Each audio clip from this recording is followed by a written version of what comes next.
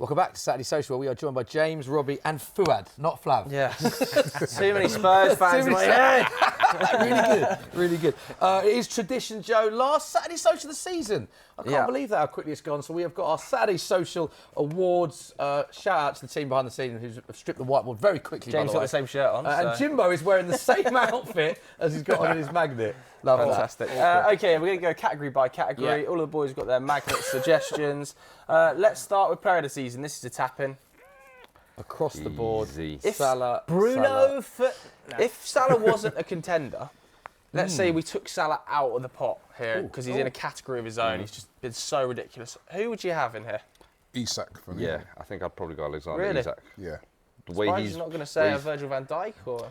Virgil van Dijk, contender, but I think Isak in terms of, I've always said if he can stay free for an injury-free season, we will see the real version of Isak. And I think this season, the way he's occupied Arsenal's backline single-handedly at times, the way he's occupied, Liverpool's backline single-handedly against the big teams, he's really turned up in the big moments. Carabao Cup, he's really turned up, and for me, he's a special, special player. I think I would have gone Virgil, by the way. Yeah, I think you've got to have someone from Liverpool if they're going to win the league by the amount of points that they've won it, and I think he's just been outstanding. Yeah. Okay. Total agreement. 46 goals and assists for most Salah this season. Stick them all up. Jimbo might have to do. You might Yeah, pay double for it. Right. So we'll move on to our next category: young player of the season. So while Jimbo's selecting that, Dean. Miles Lewis Skelly for Robbie. Ding, ding, ding, ding, ding, ding. Miles Lewis Skelly. We've got Dean Howson and we've got Miles Lewis Skelly. Okay. So why Dean Howson? You're the only one that's picked for 20 million, I don't think anybody was expecting Dean Howson to be as good as he is. He's now earned a move to Real Madrid for 50 million, obviously with a release clause, but the composure this guy plays with, the maturity he plays with, the technical ability, I think he could have played for any top team in the world at the moment. I do worry a little bit if the Madrid move has come a little bit too soon, considering he only really started playing for Roma halfway through last season. But I think it's a well-earned move, and I think this season he's caught a lot of people by surprise. Yeah, 20 years of age, we moved to Real Madrid. ridiculous.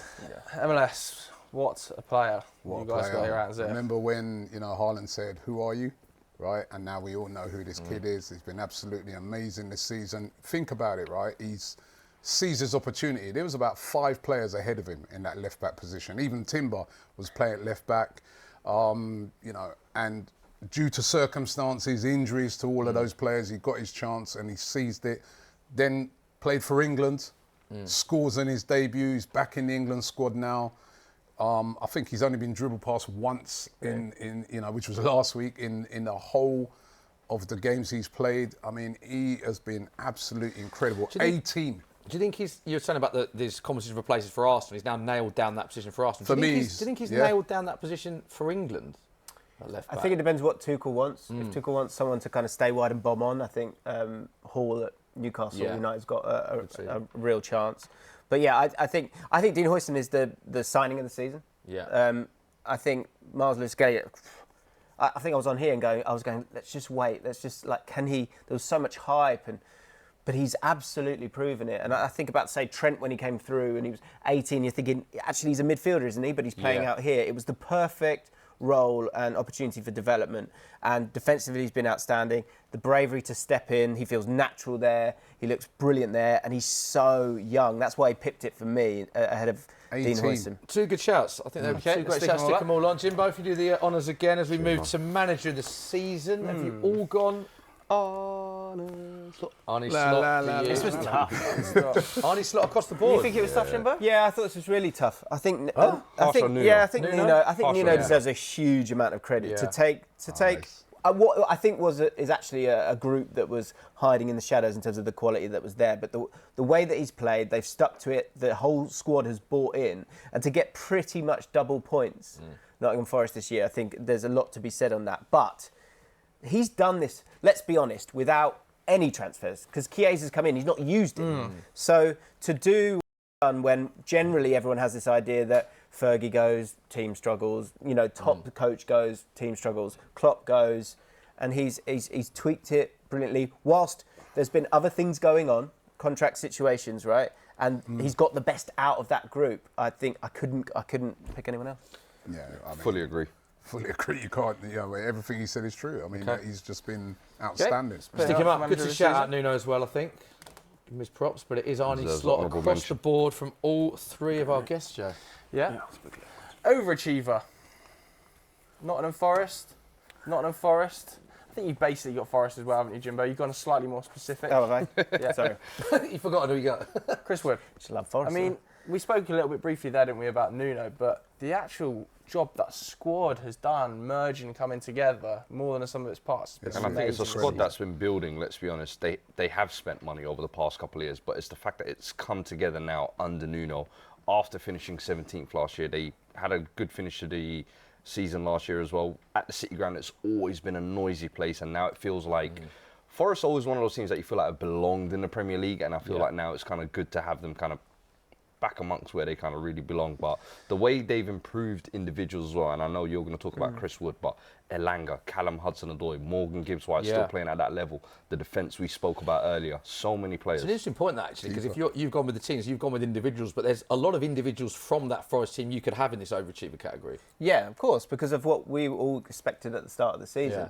I think, again, to go back to that play where they sit in and they break, and I think they've got the second lowest possession stats this year. That's because they break really quickly, and so that's why I needed to go to Chris Wood, because I think people have turned their nose up at him, and maybe understandably so. But the points don't come if you don't take your chances, and it falls down without that, the front of the arrow. And Chris Wood has been absolutely integral to that. He's had the season of his life, and I think he deserves a huge shout. Do you think they'll lose a couple of players this summer? There's a lot of chat about Morgan Gibbs-White going to Manchester City, isn't there? There's a lot of chat about Ola Reina potentially leaving the club. Depends if well. tomorrow, if they could get into the Champions League, maybe they don't lose some of these players, I think there's going to be a lot on that. That game against Chelsea is a massive, massive game. So 6-pointer. if they get into the Champions League, they could hold on to those players. If they don't, they're in danger. Like you said, Morgan Gibbs-White, Murillo is another one probably in danger of. So they've still got European football though, and I think that group might want to stick together to have a go, because winning the Europa League apparently is quite enjoyable. Well, It's very enjoyable. Nobody. Don't ask Robbie, you wouldn't know. No, but as you said, Deja, everybody wants to get into the Europa League, people. Incidentally, Nottingham Forest will qualify the Champions League if they win against Chelsea and Newcastle or Villa fail to win. So, big end to the season there. Underachiever, should we move on? Now, the entire board is red so Are we doing this far, one? and it continues with that theme. You've all gone Manchester United Stick them up, underachiever. we'll go on to best moment. Robbie, why have you gone Manchester United? Especially after the other night, right, when you had a chance to salvage the season. I was going to put Ammer in, but I thought, all right, maybe a bit unfair because he came in. But then when I look at him, what has he done since he's come in? He's not galvanised the team. When I look at Wolves, they brought in a new manager. They were just above the relegation zone. He turned them around. David Moyes came in, changed Everton, turned them. What has Amorim done? But I'm going to give him a little pass because he came in a little bit later. Let me see what he does when he gets his transfer window. But Manchester United as a whole this season, I'm 16th. Could be worse. Could end up 17th. Could be worse. 4 from bottom, Manchester United. This is like, I can't believe it. This is the worst we've seen a big club operate in a single season, because before we used to laugh at Arsenal when they So you're a small club then? Because you're lower. Don't worry, that we're European champions. We're European champions.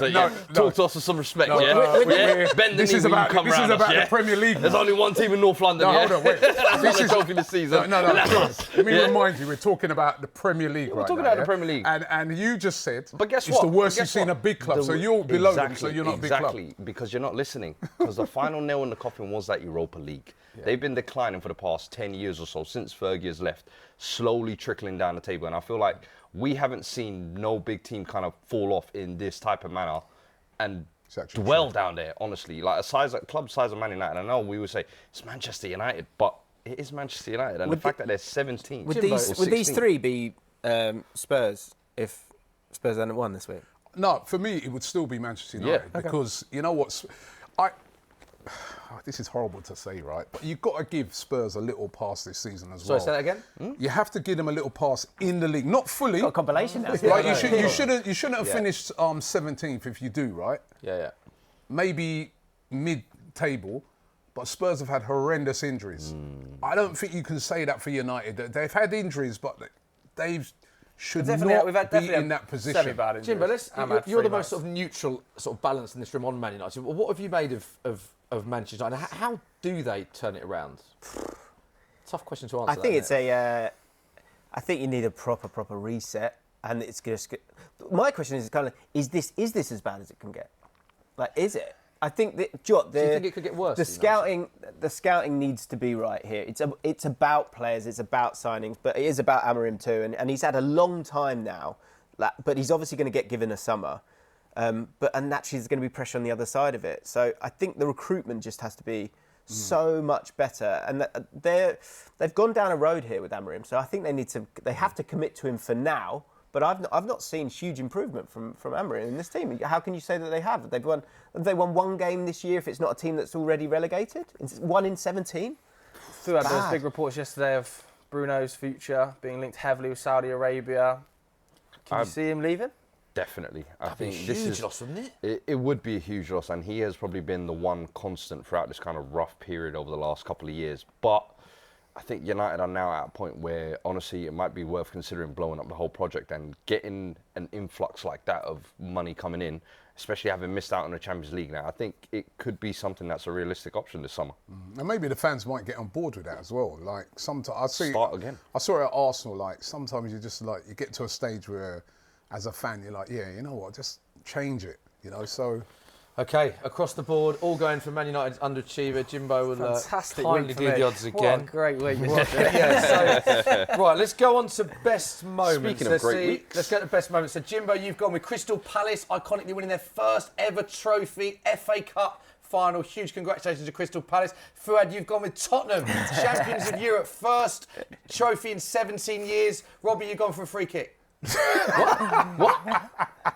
Oh, come on. Listen, I'll be biased there, but I was at this game, right? Those 2 free kicks. You asked me for a moment. You know what I mean? Yeah. It wasn't like whatever's the greatest achievement. To be fair, 2 unbelievable free those kicks. 2 free kicks, right, against Real Madrid in a game where we were given no chance, and we just blew them away. For me, being there, it was just unbelievable. You asked me for my moment, by the way, so that definitely ain't my moment. And that was a great moment for Palace. I thought that final last week was a great final. Unlike yours. How does it feel, though, the comparative moments from the 2 magnets you're holding up? Nearly men talking here. This is what it feels like to finally cross the line. This is what it's like to cross the line. Do you know what? No. You had your time. It's my turn, yeah? With 17 years, honestly, and I'm sure you know, Spurs fans have felt like they've been treated like a social experiment. We've been through all the highs and lows, and this year it was a case of you knew the Champions League teams weren't dropping in. You knew the running could potentially be there for us to win it. And for us to actually go and do it, that's the part where Spurs fans can't even believe it, because normally that's where we always shoot ourselves in the foot. But we finally did it. 17 years later. 4th European trophy for Fuad. Hey. I've had enough of this. It's a beautiful sight. I don't care if this don't is worry, TV, next right? parade we'll invite you. Listen, let me just say something, yeah? If Arsenal weren't playing PSG in a semi-final and we had Bodo Glimt, maybe we'd be in the Champions League final. It's a second-tier competition. Didn't you get knocked out to Olympiacos? Right. And Sporting. And Villarreal. Okay. Yeah. And then we Let's not act like you didn't try to win that as well. Yeah, we had a final, right? We had Chelsea in it, right? You know what I mean? We dropped out of the Champions League. I'm saying this competition is easier. You were favourites at the start of it. Didn't you lose the competition? We did. 4-1 in the final. And we did. And actually, by the way, people, that final the other day was the worst final I've ever seen. Robbie, you sound one right. 60 shot on target, versus 17. 1 goal. Now I've gone full salty mode right now. Robbie, go for a lie down. love it. Someone help Robbie out. I love it. I've had enough of these Tottenham fans. Hold this one for me, Robbie, and stick that up, please. Can we just talk about Palace for a minute? Because I was at Wembley with you, Jimbo, and we talk about Spurs, but for Crystal Palace, never won a trophy. That's awesome. In their lifetime, what it meant for those fans. We're around the fans. I don't know if you remember the old couple near us that were crying, seeing what it meant for that fan base. We've got to talk about Palace. It was incredible. One of the most potent experiences I've had watching that FA Cup final. Agreed. Seeing those fans, it was like watching a dream, but the colours were wrong. Yeah. And I was, because for them to have that opportunity to get it done, they're in utter bemusement, the fans there, but it gives them that energy to go again, and football needed it as well. And it's an example that, when it comes to PSR and all those things, this is a team that can compete now, and that's really, really exciting. It was meant to be, and Got a question. I'm still in salty mode here. I've got a question. Is this a real trophy? Yes, it is. No, is it harder to win the FA Cup or the Europa League? Which one's harder to win The this Europa season? League. There's more games in the Europa League. Thank you. What was harder to win? Better competition in the What was Europa harder League. to win? They had Man City in a final. All I would say is they're both major trophies. Yeah, Congratulations to both teams. No, that's how you know. You don't want to answer that, do they? FA Cup's probably harder. Okay, Right. shock of the season. Shock of the season. You've gone for Palace again. Yeah, I've gone for You've gone Palace. but you've gone for City, Rob. Just how bad they were this season. I can't believe that City, no trophies. I mean, we're used to them conquering everything, conquering the league, and at the very least, maybe they get an FA Cup or League Cup. Is that the biggest shock of the season? For though, me, you? it is. It's just like, Really? at the start of the season, if you said to everybody, who's going to win the league, everybody has City winning the league. City or Arsenal, right?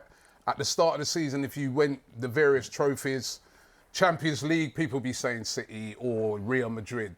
They won absolutely nothing, and they were pretty poor this season. I was really taken aback at how, even when they went big in January, all right, it's helped them to get into the Champions League, probably, but still, I'm just shocked at how How bad do you they've see been. the title race next season? I think they'll be back. Oh, they'll be back. You know, Yeah. they'll be back. I'm not sure if they're going to be. I'm starting to wonder. I don't know. Listen, I may be wrong, but I'm just starting to wonder if that style of football by City, even Arsenal, where it's lots of possession and that, is starting to get a bit sussed out by teams. Where you've seen it a lot of times, and we drew a lot of games because teams are sitting. And if you don't put them away, they're able to, come back. And I know, James, you're hot on the tactics, but that's what I see a lot with City. The teams seem to have sussed them out a bit, and I don't know if will they change up their tactics a bit next year. I couldn't agree more, Robbie. I think a change is coming. I think people didn't know the way that Pep was going to play and that use of the space. Now everyone knows it inside out, and so you've got to affect it, and speed kills. And so in terms of transition moments, even Nottingham Forest, you sit back, they go. And it's that change in rhythm that Pep said himself that you need to have. And City in that FA Cup final, okay, they created some chances, but didn't have it overall, and that has been a problem for us. And the same can be said about Palace, actually. I was at both the semis and the final. They're very happy to sit back. They play with the back three, but they're rapid on the counter-attack and so dangerous with See that. that with And a few obviously- teams, even Newcastle, you could say Yeah. the same. Forest, Turner, Bournemouth. But even a dominant team like Through there. PSG, like they have those like lovely interactions, and they'll beat a man and go straight at someone. It's and I think that's going to come back, and I think everyone's excited about that. I kind of hope that comes back a bit think it more will. anyway, because it's been getting a bit boring just watching loads of possession, Bring back 4-4-2. pass a team I to agree. death sort of thing. You know what I mean? Yeah, I So, agree. but I was just surprised at how. Okay, Stick 'em up then. You've got Forest, we've spoken about. Great season for Forest. Amazing season for Crystal Palace. Some top shouts to some expert players as well. Mo Salah had a great season. Lewis Skelly with an amazing breakthrough. I think overall, what are your thoughts, Joe? Hate it. Let us know what you think of those selections.